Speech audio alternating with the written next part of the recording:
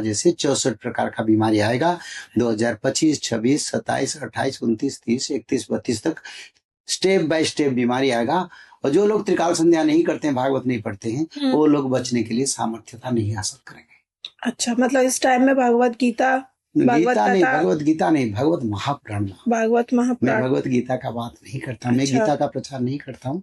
गीता पढ़ सकते हैं, हमारा परम पवित्र ग्रंथ है, पर भागवत महापुराण पढ़ने के लिए शास्त्रों की विचारधारा है। अब जैसे बहुत सारे लोगों के पास टाइम नहीं होता भागवत खत्म, भागवत महापुराण पढ़ने का, तो कोई जैसे वो नाम जप कर सकते हैं या कुछ शॉर्ट में कुछ कर सकते हैं, जैसे अपने काम को करते करते कुछ ऐसा कुछ उपाय? देखो, ये कलयुग की परंपरा में शॉर्टकट व्यवस्था है। मृत्यु जब आएगा थोड़ा समय तो देना पड़ेगा ना माँ। और मृत्यु से पहले त्रिकाल संध्या 15 मिनट लगता है, 5-5 मिनट, 15 मिनट, तीनों संध्या समय। मात्र 15-20 मिनट अगर नहीं देंगे तो आगे कम उम्र में देहांत होगा तो क्या करेंगे।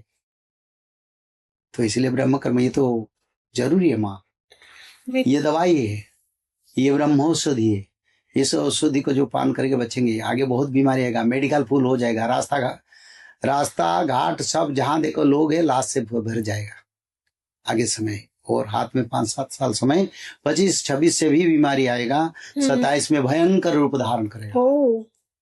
तो बचने के लिए त्रिकाल संध्या, भागवत पठन, माधव नाम, उसका बिना कोई चारा नहीं मेरे विचारधारा में।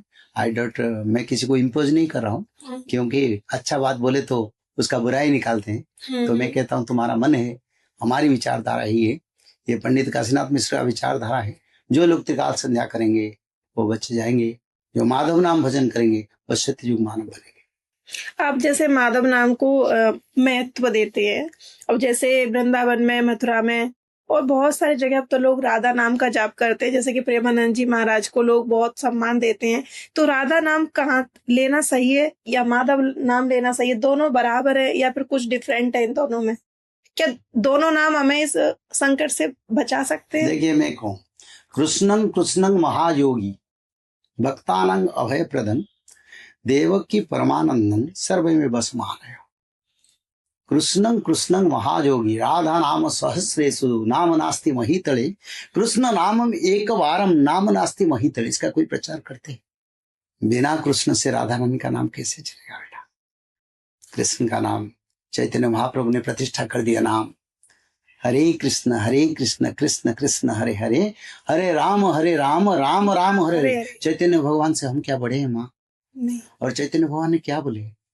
ये सनातन भूल जाता है, वो सनातन परंपरा चैतन्य महाप्रभु के परंपरा को विनाश काले विपरीत बुद्धि। चैतन्य भगवान ने खुद क्यों आए?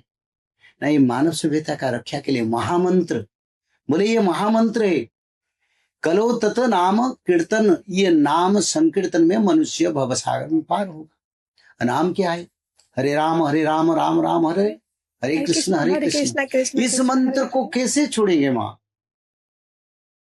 इस मंत्र की मैं गुरुत्व देता हूँ, और इस समय माधव नाम पर इसीलिए गुरुत्व देता हूँ। महामंत्र सबको भजन करना चाहिए, क्योंकि चैतन्य भगवान है, खुद भगवान आए, खुद नाम प्रचार किया, अपना नाम को प्रचार करके चले गए, ताकि कलयुग से मनुष्य उद्धार होगा। और कलयुग के अंत में इस नाम का भजन होना चाहिए माँ। और माधव नाम सत्ययुग का नाम है। अच्छा, और सत्ययुग में क्यों ना? जिस युग में जैसे अवतार प्रभु होते हैं उसे नाम को भजन नहीं होता है। कल के भगवान का नाम माधव है, इसलिए माधव नाम भजन करो, हमारी परंपरा है। आपने अभी तक अपने ये धार्मिक ज्ञान में अपने आप को यहाँ तक पहुंचाया है, इतने सारे लोगों को आपने सही रास्ता दिखाया है, तो ऐसी कौन कौन सी चुनौतियां हैं जो आपने फेस करी है और आगे आप अपने आप को कहाँ देखना चाहते हैं? देखिए, इस रास्ते पर मेरा तो शरीर नहीं है, आंखें भी नहीं, कान भी नहीं है, ना मैं देख पाता और ना सुन पाता हूँ। मेरे विचारधारा ऐसे, ना शरीर है। मैं एक आत्मा हूँ, आया हूँ कुछ कर्म करके प्रभु जी के शरण में जाने के लिए। तो बहुत चुनौती आया। जब मैंने उड़ीसा में साधु सम्मेलन किया, उसका बाद उड़ीसा में हमारे आश्रम को तोड़ दिया गया। अच्छा। और हमारे विरुद्ध में सब लग गए, झूठा केस दिए, पर सफल नहीं हो पाए। हमने भगवान रक्षा किया और सत्यता का विजय हुआ। आज भी मेरे पीछे पड़े हैं। अच्छा। लड़ाई करते हैं, क्योंकि वो कलिका तंत्र के साथ सत्य का लड़े। सत्य का संख्या कम है, कली का संख्या ज्यादा है, इसलिए जन्म मृत्यु तो कभी हो सकता है, पर कर्म अच्छा ना करो तो क्या लेके जाओ।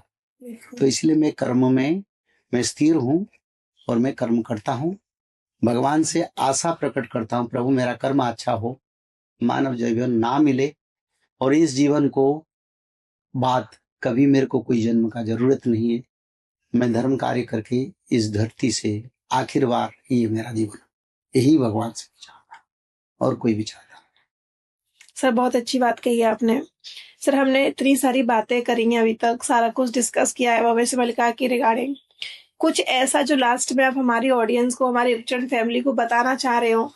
इधर उधर विचारधारा में जो विभिन्न लोग विचार करते हैं विभिन्न माध्यम से, उनको मत सुनो।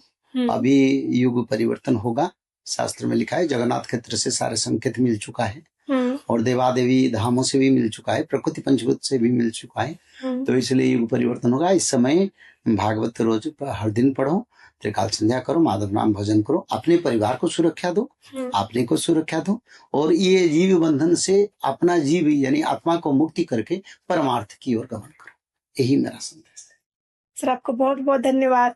और आज ऐसी ऐसी बातें आपने बताई हैं, ऐसी ऐसी चीजों को खंडित किया है, जो ऑडियंस अभी तक हमारे साथ जुड़ी हुई है, डेफिनेटली उनके लिए जो आई ओपनर एपिसोड होगा। अपने फैमिली को, अपने फ्रेंड्स को इस एपिसोड को जरूर शेयर करिएगा, क्योंकि बहुत बहुत इम्पोर्टेंट है कि आप अपनी लाइफ में अच्छे कार्य कर रहे हो या बुरे कर रहे हो, धर्म कर रहे हो, अधर्म वाले कर रहे हो, तो बहुत सारी चीजें आपको सीखने को मिलेंगी।